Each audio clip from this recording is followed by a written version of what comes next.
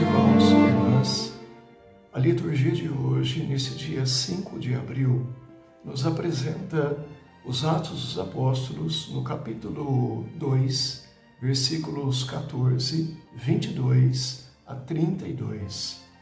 É o discurso que Pedro faz no dia de Pentecostes. Os judeus que testemunham Pentecostes questionam o que está acontecendo. E Pedro, então, aproveita esse discurso para fazer o anúncio do Cristo ressuscitado. Na verdade, Pedro parte não do Cristo ressuscitado, mas ele parte do Jesus Nazareno, afirmando que ele foi acreditado por Deus, garantido e enviado por ele a todos os seres humanos. Como é que Jesus Nazareno foi acreditado por Deus? Pedro menciona os seus diversos milagres realizados como prova de que Deus confirmou cada palavra terrena de Jesus. No entanto, Pedro deixa claro que o propósito de Deus para Jesus era mais amplo do que a operação de milagres. Ele deveria morrer pela salvação de todo ser humano. E assim, Pedro, nesse discurso, refere-se ao sofrimento e à morte de Jesus como pertencentes ao plano salvífico de Deus. Ou seja, tudo o que aconteceu com Jesus não foi algo casual, não foi algo acidental, mas previsto e permitido por Deus, em vista da salvação da humanidade. Então, a essência do anúncio cristão é exatamente essa. O crucificado, Jesus de Nazaré, se tornou o Cristo ressuscitado, que agora Pedro e os demais apóstolos estão anunciando.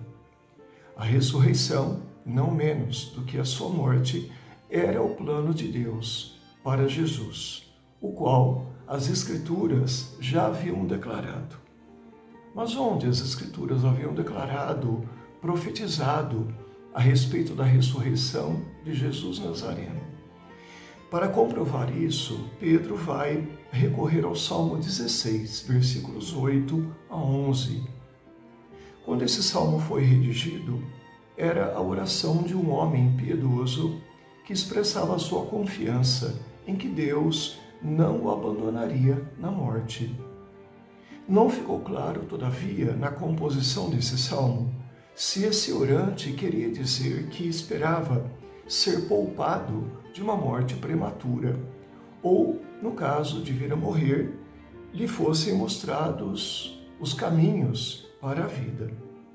Pedro, então, toma esse salmo nesse segundo sentido e o aplica à preservação e à restauração do corpo de Jesus após a sepultura. A expressão que aparece no Salmo, deste-me a conhecer o caminho para a vida, segundo Pedro, se refere exatamente à vida da qual goza agora o Cristo ressuscitado, a sua presença na glória junto do Pai. A exposição de Pedro a partir desse Salmo 16 baseia-se em duas suposições. A primeira, que Davi o tenha escrito. Aceito este fato, torna-se óbvio que Davi não o escreveu a respeito de si próprio, mas de outra pessoa. Por quê? Porque o seu túmulo seria prova suficiente de que o seu corpo ainda estava enterrado. Contudo, se Davi escreveu a respeito de outra pessoa, ele o fez como profeta. Esta é a afirmação de Pedro. Então, a segunda suposição de Pedro é que o Salmo 16 é um salmo messiânico. Ele se refere a Cristo, quando está escrito: a sua alma não foi deixada na morte, nem sua carne viu a corrupção.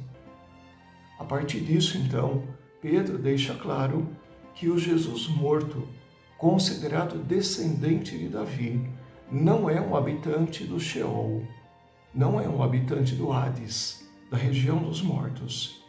Ele não fez a experiência da corrupção da morte. É, portanto, do Cristo morto e ressuscitado, que Pedro e os demais apóstolos são agora testemunhas. Bom, o que isso então tem a nos dizer?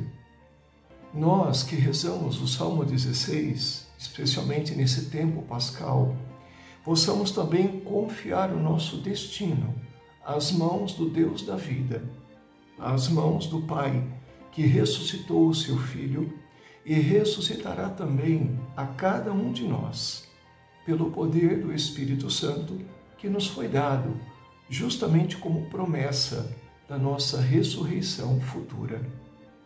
Que a luz do Cristo ressuscitado possa acompanhar você, especialmente durante todo esse tempo pascal. Deus te abençoe.